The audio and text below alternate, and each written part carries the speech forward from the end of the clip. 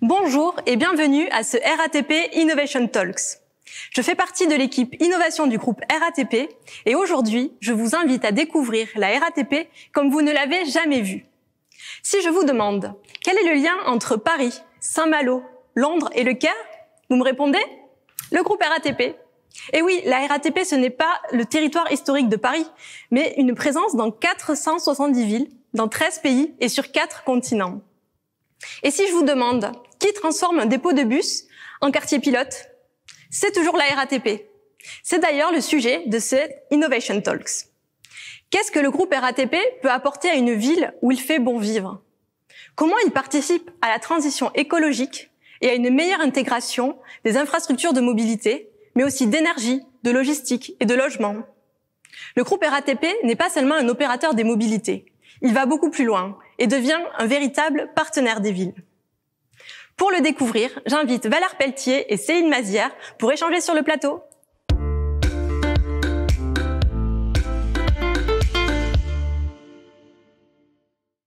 Bonjour et bienvenue. Bonjour. Alors, Valère Pelletier, vous êtes le directeur général de RATP Solutions Ville. Et Céline Mazière, vous êtes la directrice stratégie, marketing et innovation de cette nouvelle filiale. Alors, peut-être pour commencer, Valère, RATP Solutions Ville, c'est quoi?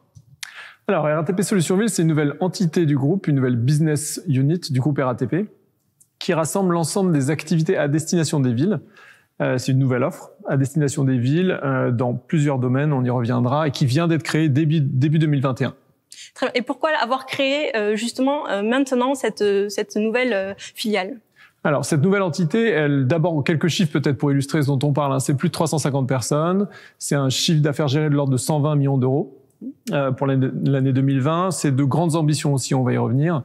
Et elle est active dans 5 grands secteurs que sont les télécoms, l'énergie, la logistique urbaine, l'immobilier et les nouvelles mobilités. On aura l'occasion d'y revenir, notamment avec Céline tout à l'heure. Alors, pourquoi le créer maintenant? En fait, je pense que c'est la rencontre de 2 grandes choses, un besoin sectoriel, un besoin marché de nos clients, les grandes collectivités, les grandes villes, et c'est un besoin stratégique pour le groupe RATP. Alors, le besoin de nos clients, d'abord, les villes se transforment, j'apprends rien, de grandes transformations sont devant elles, nos études stratégiques viennent le confirmer de manière assez détaillée. Sous à la fois l'angle sociologique, on a des usages qui bougent, on a une polarisation de la ville qui peut conduire à des tensions au sein des villes, et les édiles, les décideurs de la ville doivent lutter contre ces tensions. On a des tensions d'autres ordres qui sont le fait d'avoir une rareté des espaces physiques, des flux qui s'intensifient, une densité urbaine très forte, des ruptures technologiques, l'arrivée de la 5G, l'arrivée de l'automatisation qu'on voit poindre dans chacun de nos gestes quotidiens. Donc il y a un besoin marché d'être accompagné dans ces grandes transformations, d'avoir des gens qui sont experts, qui sont robustes, qui sont compétents, qui peuvent les accompagner. Donc ces partenaires, ce rôle de partenaire, il est de plus en plus prégnant et le groupe RATP a des arguments à faire valoir pour se positionner à leur côté. Ça, c'est sous l'angle besoins clients qui sont très forts. Sous l'angle de notre pertinence à nous, groupe RATP, il se trouve qu'on a des besoins très puissants de trouver des relais de croissance en complément des relais de croissance qu'on a déjà lancés. Je pense notamment à RATP Dev, puisque l'ouverture à la concurrence qu'on connaît bien, qui aux horizons 2024, 2029, 2039, vont conduire à une ouverture de notre marché et donc inéluctablement à des pertes de parts de marché. Donc besoin client d'être accompagné, donc besoin de trouver des relais de croissance au croisement de ces 2 actifs. Il y a la création de cette nouvelle BU. D'accord, merci. Et du coup, quelle est votre ambition sur des marchés si différents tels que l'énergie, la logistique, les logements? Alors, je dirais que cette ambition, elle est double, puisque nous devons d'abord valoriser l'existant. Nous ne partons pas de rien, loin de là, puisque nous avons déjà des filiales existantes qui constituent cette nouvelle entité Solutions Ville, notamment dans le domaine de l'immobilier, puisque nous avons déjà une filiale existante qui s'appelle RATP Real Estate, spécialisée dans le domaine du facility management, du corpo working, de la conduite de projets et de transformation énergétique notamment. On a une filiale également de logement social, puisque nous sommes un grand bailleur social, RATP Habitat, puisque nous avons en gestion en région parisienne plus de 8700 logements. Ah oui, on ne connaît pas ce chiffre, mais c'est vrai Exactement, nous sommes un des plus gros bailleurs sociaux de la région parisienne. Nous avons également une filiale très importante dans le domaine des télécoms, qui s'appelle RATP Connect, qui couvre 2 types d'activités. Sa première activité, c'est la fibre noire, puisque nous avons, là encore, 170 000 kilomètres de fibre noire qui traversent en fait notre réseau historique. La fibre noire, alors la fibre, en fait, c'est ce qui permet de connecter des sites entre eux et de faire évidemment passer en fait toutes les informations et toutes les datas. Et on a besoin de fourreaux pour ce faire. D'accord, oui. Et donc ça se passe. C'est pas Internet, c'est c'est Internet. Voilà, c'est toute la fibre dont on entend parler actuellement. Et vous avez une deuxième activité qui est le déploiement qui a été fait complètement dans nos espaces aussi de 3G, 4G pour qu'évidemment vous puissiez téléphoner, voilà, ou suivre justement des datas sur votre téléphone pendant votre transport. On l'a déjà la 4G dans le métro. Exactement. C'est un vrai besoin client aussi voyageur. Absolument, ça répond à un gros besoin client qui va être encore en plus encore plus important avec l'arrivée de la 5G. Donc nous serons là aussi pour l'arrivée de la 5G. Donc ça c'est RATP Connect, la troisième filiale dont on voulait vous parler, et la quatrième qui est notre fonds d'investissement RCI qui est là et spécialisé dans la prise de participation dans des startups de nouvelles mobilités notamment comme Cityscoot par exemple, et également nous en parlerons tout à l'heure dans les domaines plutôt de la smart city et donc des parkings avec Zenpark.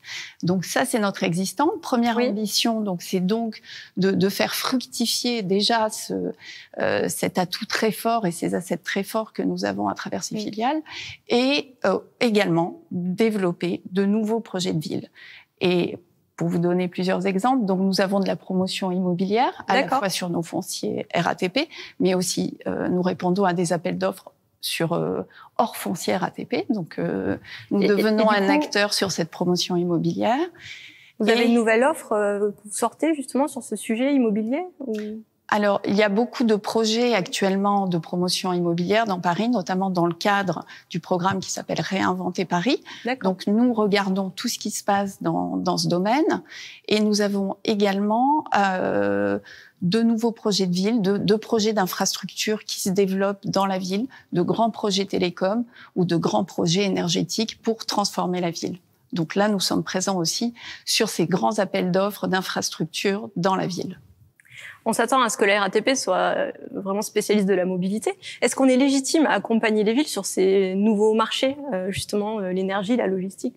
Je pense que, comme le disait Céline, on a déjà des actifs existants. C'est vrai qu'ils sont assez méconnus. La plupart du temps, on ne se doute pas qu'en fait, les stations de métro, on regarde une station de métro, on pense pas tout à coup que c'est un point d'accès Wi-Fi, que c'est un point d'accès Internet, etc. Donc, il y a pas mal de choses qu'on ignore. On ignore notamment, par exemple, qu'on vient de lancer une offre qui s'appelle Urban Station, qui vise, dans le monde de l'immobilier, à mieux gérer le tertiaire pour le groupe RATP, pour ses besoins propres, mais aussi pour des grands clients, qui vise à développer des offres de ce qu'on appelle corpo working. Donc, c'est la mise à disposition de postes de travail de manière forfaitisée, un peu as a service. Donc, c'est le bureau as a service qui est porté par notre filiale RATP Real Estate, qui illustre qu'en dehors de la mobilité, on a des aspects de gestion de la ville, gestion de l'infrastructure. On est beaucoup un acteur du monde physique qui va en complément des transports. Parce que c'est bien important de rappeler que ces offres, elles se font en complément de notre cœur de transport. C'est des compétences, notre cœur de métier transport, des compétences qu'on a développées, une pertinence qu'on a développée sur le cœur de métier. Et souvent, on va utiliser les compétences qui ont été développées dans le transport, on va les déployer ailleurs. On va en faire bénéficier des secteurs qui, jusqu'à présent, il y avait peu accès. Je pense notamment à tout ce qui est connaissance du souterrain. Connaissance du souterrain à Paris, comme le disait Céline, on fait beaucoup de grands projets de ville. Des grands projets de ville touchent souvent au souterrain. Oui. Dans le souterrain, il faut les interfacer avec des infrastructures, avec des utilities, comme on dit, qu'elles soient énergétiques. On peut faire de la géothermie, il faut connaître le souterrain. Et sur le souterrain, en particulier en Ile-de-France, la RATP est hyper légitime. Donc ça, c'est un exemple. Sur les sujets énergétiques, on le sait peu, le groupe RATP est le plus gros consommateur en Ile-de-France d'énergie. On a déployé et on opère nous-mêmes notre mini-réseau Enedis. Donc on a notre propre réseau d'électricité. Donc en ça, on a des compétences de gestion d'infrastructures qui, pour toute ville en fait, donc évidemment, en commençant par l'Île-de-France, mais pour toute ville, ont une pertinence. Et quels sont vos marchés cibles ? Parce qu'on parle beaucoup de l'Île-de-France, mais j'imagine que vous visez aussi d'autres territoires. Tout à fait. Je pense que on commence, notre cœur de cible, c'est évidemment Paris, la région parisienne, puisque Edune, on a plus d'historique, on a des compétences et des synergies physiques à faire, opérationnelles et physiques. Après, évidemment, à travers le réseau développé et déployé par RATP-DF, qui fait qu'on est présent dans un très grand nombre de villes et oui. de plusieurs continents maintenant, on a des accès à des clients qui peuvent avoir besoin de ces compétences. Donc, on travaille en grande synergie avec l'ensemble des équipes, y compris internationales. Et vous répondez à des appels d'offres. Ça fonctionne comme ça. Absolument. Aujourd'hui, on a de nombreux appels d'offres, à la fois dans le domaine, ce qu'on disait tout à l'heure, de la promotion immobilière, ou alors des grands projets d'infrastructures urbains, à Paris notamment, dans le domaine des télécoms. Très bien. Mais écoutez, merci beaucoup. Nous avons vu, c'est au cœur de la raison d'être du groupe RATP de proposer des services performants et innovants de mobilité, mais aussi d'aménagement urbain qui favorise le développement des villes plus durables, inclusives et agréables à vivre. Une vraie qualité de ville. Merci beaucoup pour ces échanges et votre témoignage. Merci beaucoup. Merci Marine.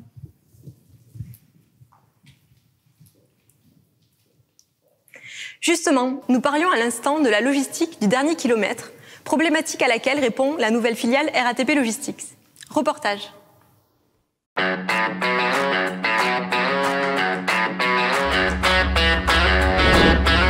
Charles-Édouard Pinault, chef de projet de développement, responsable de RATP Logistics. C'est un site industriel sur lequel les équipes de la RATP sont mobilisées 7 jours sur 7 pour réaliser la maintenance du parc, assurer le service, la mission de service public au service de tous les franciliens. Alors la proposition de valeur de RATP Logistics, c'est de mettre à disposition des logisticiens, en journée, des espaces industriels situés en cœur de ville, afin qu'ils réalisent leurs opérations de logistique. RATP Logistics est issu du programme SMART, c'est le programme entrepreneuriat du groupe RATP. Nous avions comme objectif de valoriser les centres-bus pour offrir de nouvelles solutions au service des villes. Et nous avons classiquement travaillé sur une phase d'idéation, puis de business model et de business plan. Notre plan de déploiement prévoyait une phase d'expérimentation fin 2019 pour valider notre concept, une phase de commercialisation courant 2020 pour se confronter au marché. Alors, la notion de coactivité, c'est l'une des grandes innovations du projet RATP Logistics, puisqu'on a la mixité de deux industries, le transport public et l'industrie de la logistique urbaine. Et il y a d'abord une coactivité spatiale, puisque l'on met à disposition des espaces RATP pour les logisticiens. Cette coactivité est également temporelle, puisque lorsque les bus réalisent le service public dans les rues, cet espace est mis à disposition et repris le soir, donc sur un créneau 8h-20h. La sélection de nos partenaires logisticiens s'est faite au travers d'une procédure qu'on appelle l'avis d'appel public à concurrence et qui permet, sur la base de critères techniques et financiers, de choisir les meilleurs dossiers. Amazon et Chronopost ont fait les meilleures offres et se sont engagés dans une logistique durable et respectueuse de la ville. Leurs activités au sein de ce site, le centre-bus de Corentin, consistent à réaliser une arrivée massifiée de marchandises pour ensuite transférer ces marchandises vers des véhicules propres, en l'occurrence des triporteurs électriques, pour que ceux-ci réalisent la livraison à destination du quartier dans un mode intégré à la ville, qui est le dernier kilomètre. La ville de Paris, au travers de son plan climat, a défini des lignes de la transition énergétique des véhicules. Ainsi, les logisticiens et l'industrie de la logistique doivent se réinventer, découvrir de nouveaux process pour s'adapter à des flottes de véhicules à l'autonomie parfois plus réduite. RATP Logistics, dans sa consultation, a incité l'industrie logistique dans sa transition énergétique au travers de nos critères de sélection. Et l'offre RATP Logistique, au travers de ces espaces urbains de distribution situés en cœur des villes, permet aux logisticiens de choisir la meilleure énergie sur chacun des maillons de la chaîne. C'est d'abord de répondre aux évolutions de la société.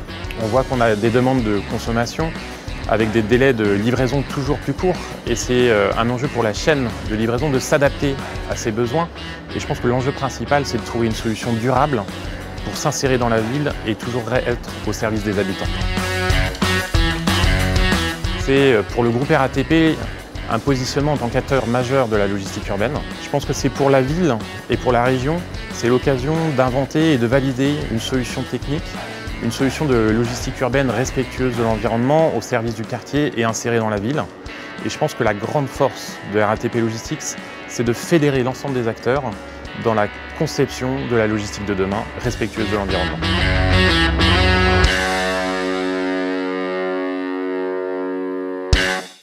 Les centres-bus sont donc transformés en entrepôts au cœur des villes pour faciliter l'acheminement de colis. Ils sont également devenus des parkings intelligents. Grâce à la start-up Zenpark, un bel exemple de collaboration start-up grand groupe. J'invite à me rejoindre sur le plateau William Rosenfeld, CEO de la startup Zenpark, spécialiste du smart parking, et Christophe Étronier, directeur de la clientèle et de l'habitat chez RATP Habitat.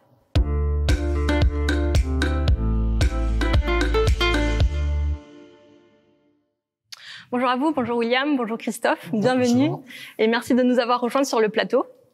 Alors, Christophe, est-ce que vous pouvez nous parler de ce que vous avez mis en place au Centre Bus de Montrouge? Oui, alors tout d'abord, peut-être préciser un peu ce qu'est l'objet complexe de Jourdan, puisque c'est à la fois un patrimoine de logement, de parking, il y a certains entrepôts-bus, mais également une résidence étudiante. C'est un ensemble immobilier qui est sur plusieurs niveaux, ce qui rajoute un peu à la complexité. Et puis, il y a également plusieurs propriétaires. Donc, c'est dans ce cadre qu'on a été amené à mettre en place une gestion un peu spécifique de cet ensemble immobilier. Et RATP Habitat, intervenant à la fois comme propriétaire de logements, de parking et de la résidence étudiante, mais aussi comme président de l'AFU qui gère en fait l'ensemble immobilier Jourdan. Donc, c'est dans ce cadre-là qu'on a missionné Zenpark sur plusieurs missions. Et alors, vous avez fait... concrètement, c'est quoi que vous avez mis en place avec Zenpark? Tu me laisses répondre, Christophe. Oui. Je dirais, il y a eu deux grandes phases. Il y a une phase qui a concerné plutôt le parking des agents RATP qui interviennent sur site, et une autre phase où on a étendu finalement ce qu'on avait déjà commencé à mettre en place à l'ensemble en fait du site et du complexe immobilier. Cette première phase, elle a cherché à répondre aux enjeux du coup des agents RATP, à savoir l'idée était de faire accéder finalement 1000 agents à l'intérieur de grosso modo 50 places qui leur étaient dédiées pour pouvoir travailler dans de bonnes conditions. C'était un premier enjeu, oui, bel un vrai enjeu. challenge parce que 1000 agents, 50 places, c'est compliqué. Il y avait un bel enjeu. Oui. Qu'on a réussi haut la main. Peut-être Christophe donnera quelques statistiques. Et puis tout de suite, il y avait la volonté d'aller plus loin, de travailler dans une logique d'intermodalité. Voilà, la ville bouge. Et l'idée, c'était aussi de proposer des parkings en fait relais qui leur étaient dédiés, donc des micro-parkings qui sont plutôt à l'opposé du site de Montrouge, qui leur permet finalement de stationner et de venir jusqu'au site. Ce que ça a donné, finalement, c'est une grosse amélioration de la productivité. Hein, ça se calcule aujourd'hui. Hein, c'est environ 15 000 heures d'économisées liées à la gestion du parking. C'est finalement plus de 400 000 euros d'économisés. C'est évidemment une ergonomie du travail pour les agents RATP qui a monté d'un gros cran. Les taux de satisfaction, on atteint des taux de satisfaction des agents de 92%. Donc, je pense qu'ils sont parfaitement satisfaits du service. Et puis, bon, il y a toute la partie gestion, amélioration de la sécurité, parce qu'évidemment, dès lors qu'on introduit un petit peu de technologie, de monitoring des entrées, sorties, des systèmes d'accès, on améliore la sécurité. Et du coup, cette technologie, c'est votre cœur de métier, enfin, votre valeur ajoutée, cette digitalisation, c'est ça votre force? Ouais, vous le dites très bien. J'ai rien à rajouter. Ouais, en fait, Zenpark, on est pionnier et leader de ce qu'on appelle le parking as a service. Le parking as a service, c'est transformer finalement un parking, un bloc de béton avec une porte, en un objet beaucoup plus intelligent qui permet d'offrir un certain nombre de services. Je vais en citer un qu'on a monté, par exemple, à titre d'illustration, du coup, avec RATP Habitat sur la partie résidentielle. C'est ce qu'on appelle le parking partagé. Donc, c'est la capacité finalement à valoriser des espaces vacants, des emplacements de stationnement vacants pour monétiser et retrouver le service initial qui est déjà du stationnement de véhicules. Ça peut aller bien au-delà encore. Très bien. Et du coup, RATP Habitat, vous êtes satisfait de cette collaboration? Alors, oui. Alors, on travaille avec Zenpark depuis quelques années déjà.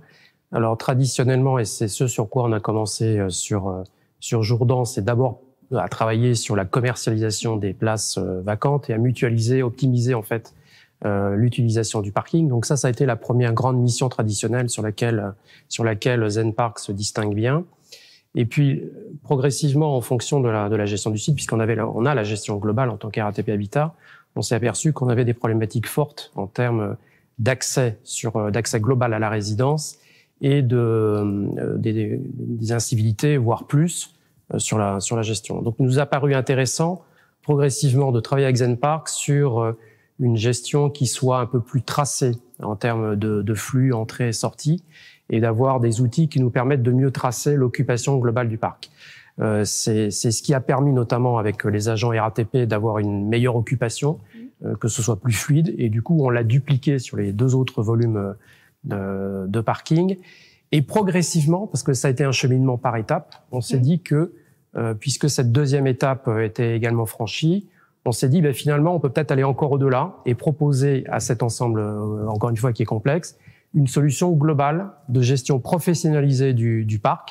C'est-à-dire que c'est comme si on avait un équivalent Vinci, mais appliqué à ce parc-là, mais géré par Zenpark, parce qu'il a une technologie particulière, une technologie digitale, qui permet d'accéder plus facilement, que ce soit plus tracé, mieux tracé, et qu'en termes de gestion, ce soit beaucoup plus souple, puisque là, c'est une application téléphone, pour être très concret. Oui. Nos locataires, les locataires parking, les locataires des résidences ont aujourd'hui, sur leur application téléphone, la possibilité d'accéder directement au parking, ce qui évite les manipulations de badges, les pertes de badges, problématique qu'on connaissait également sur les agents RATP et qui occasionnait un certain nombre d'incivilités. Donc, ça a été un cheminement par étapes. Et aujourd'hui, du coup, on a mis en place sur cet ensemble immobilier, alors au service de tous les utilisateurs, qu'ils soient RATP industriel, RATP logement ou autres, on a mis en place, grâce à Zenpark, encore une fois, une gestion professionnelle du parking. Donc, voilà un peu la 3e étape qui a été franchie en début d'année, puisque c'est assez récent. Et alors, il y en a une 4e qui a émergé aussi l'année dernière et qu'on aimerait voir appliquer sur le site. On gère également du logement social. Donc, l'idée, c'est aussi grâce à la mutualisation dans l'occupation du parc de stationnement, c'est de pouvoir un peu plus foisonner encore et d'optimiser les rentrées locatives du parc et à terme, puisqu'on gère du parc social, de pouvoir en faire bénéficier une partie des économies auprès de nos locataires. Donc derrière, il y a à la fois un volet économique au début et puis un volet social derrière qui est en train de se décliner. Et c'est un modèle qui est en train d'aboutir et qu'on est en train d'étudier sur d'autres parcs de stationnement, sur le parc RATP Habitat. Donc c'est ça qui est assez innovant dans le dispositif. Et William, avec cette expérimentation que vous menez avec RATP Habitat et le groupe RATP en général, est-ce que ça vous permet de développer de nouvelles offres pour du coup tout le monde en fait? Alors oui, absolument. Je vais reprendre ou je vais repartir de là où Christophe s'est arrêté, c'est-à-dire que on a déjà ce site et il y a encore des innovations à mener. Assurément, à la fois social pour RATP Habitat et à la fois dans notre partenariat, puisque l'idée c'est encore d'optimiser le foisonnement. Faut bien comprendre que nous sommes concepteurs de technologie et exploitants. Donc dès lors qu'il y a de la complexité, et ceci on peut pas dire qu'il manquait pas de complexité, dès lors qu'il y a de la complexité, des utilisateurs et des usages très différents, on est en mesure comme ça de gérer tous ces usages et de comprendre comment le parking va fonctionner et donc l'optimiser. Donc on a encore assurément du travail sur ce site. On a aussi commencé à plancher ensemble sur le sujet de la mobilité électrique. Oui. Un gros sujet. Un beau sujet. Oui. Une fois de plus, il s'agit pas juste de mettre des bornes de recharge pour chaque utilisateur. J'ai envie de dire, c'est aussi stupide que de mettre un ascenseur pour chaque appartement en fait. Oui. C'est une belle image. donc il s'agit de mutualiser, de partager. Oui. On part à nouveau dans cette logique du partage. Je crois que la ville elle évolue et il faut qu'on optimise les actifs immobiliers et l'espace que l'on a pour y produire plus d'usages. Donc on a clairement ce schéma-là de mettre en place des bornes de recharge pour véhicules électriques, mais partagées pour les utilisateurs, pour les locataires, même RATP Habitat, pour les locataires du quartier, pour l'ensemble des utilisateurs à l'intérieur du site, plutôt que de mettre une borne pour chacun.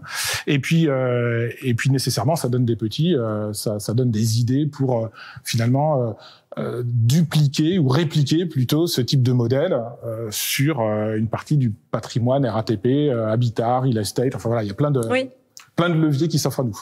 L'originalité, c'est que c'est à la fois un modèle économique et social avec une innovation digitale et qui permet aussi pour un bailleur social que nous sommes ou un autre bailleur, mais ça permet également d'être un peu plus performant sur la gestion et d'avoir un opérateur qui est totalement professionnel. Merci beaucoup William, merci beaucoup Christophe pour avoir partagé ce bel exemple de collaboration Startup Grand Groupe. Merci beaucoup. Merci encore. À bientôt. Bonne journée. Notre Innovation Talks, dédié à la ville durable et inclusive, touche à sa fin. Le groupe RATP s'engage très concrètement sur le terrain, partout dans le monde, pour transformer le quotidien des citoyens, pour une meilleure qualité de ville. Je vous invite à découvrir nos autres Innovation Talks sur les mobilités du futur, le voyage augmenté et l'industrie 4.0. Merci et à bientôt.